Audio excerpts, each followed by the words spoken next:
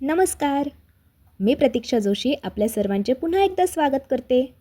आठवणी जुन्या, आवाज नवा या आपल्या नव्या कोऱ्या मालिकेत. आभाळाचा निरोप. गोष्ट आहे फार फार वर्षांपूर्वीची. जशी जुनी तशीच गमतीची. तेव्हा फुलांना विविध रंग नव्हते. गुलाबाचे फूल पांढरे होते. सोनचाफाही पांढराच. पांढरी होती जास्वंदी आणि चमेलीही पांढरीच. सगळी फुले पांढरीच होती, पण होती सगळी सुगंधी. प्रत्येकाला वेगळा गंध होता. गुलाबाचा सुगंध, रातराणीचा सुगंध, जाईचा आणि जुईचा, मोगऱ्याचा आणि केवड्याचा, वेगवेगळे पण मनाला मोह घालणारे सुगंध. अनेक प्रकारचे सुवास हवेत दरवळत असत, वाऱ्यावर तरळत असत, डोंगर दऱ्यातून घमघमत असत, मुला माणसांना, लहान थोरांना, पशुपक्ष्यांना सुखवत असत. पहाटे मंद वाऱ्याच्या झुळका येत, फुलांचा गंध तरंगत येई. मुले आनंदाने नाचू लागत, म्हणत फुलांना किती छान छान वास. पक्षी किलबिलत, जणू म्हणत फुलांना किती छान छान वास. आभाळाला मग वाईट वाटे. त्याला फुलांचा राग येई.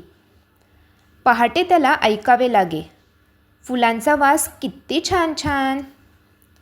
आभाळ खूप चिडे. चिडून लाले लाल होई.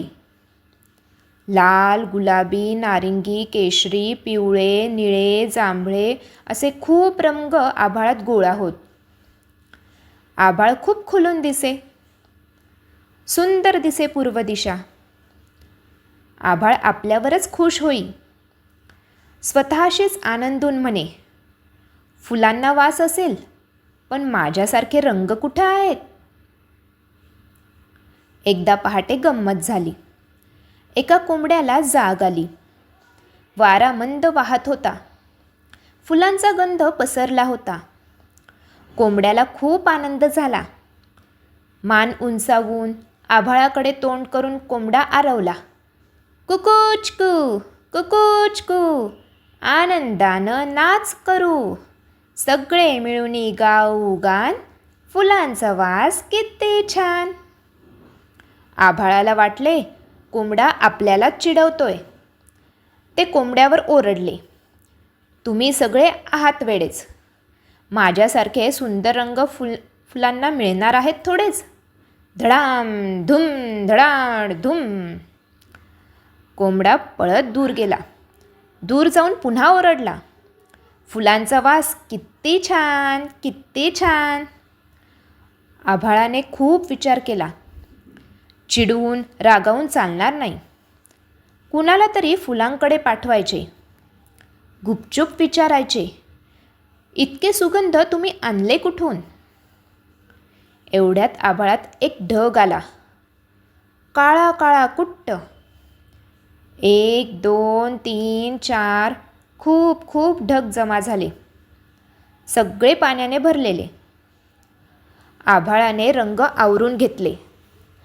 काळ्या ढगांना हळूच म्हटले, तुम्ही माझे मित्र खरे, मला मदत करा बरे. आज तुम्ही पाऊस पाडा, पाण्याच्या धारा जमिनीवर सोडा. माझे रंग सोबतीला देतो. धारांबरोबर ते फुलांवर उतरतील. सुगंध कुठून आणला विचारून घेतील. जलधारांना धरून माझे रंग वर येतील. फुलांचं रहस्य मला कळेल. मलाही मग सुगंध मिळेल. मग माझ्याजवळ रंग असतील, माझ्याजवळ गंध असतील. ढगांनी आभाळाचे म्हणणे ऐकले. काही रंगांना सोबत घेतले. रंगीत सरी खाली आल्या. फुलांवर रंग उतरले. एवढ्यात काय झाले, रात्र झाली. ढगातले पाणी संपून गेले. रंगांना आभाळाकडे जाता नाही आले. सकाळ झाली. सगळ्यांना नवल वाटले. अशी काय जादू झाली. फुले रंगीत कोणी केली. काल फुले पांढरी होती, आज रंगीत कशी झाली.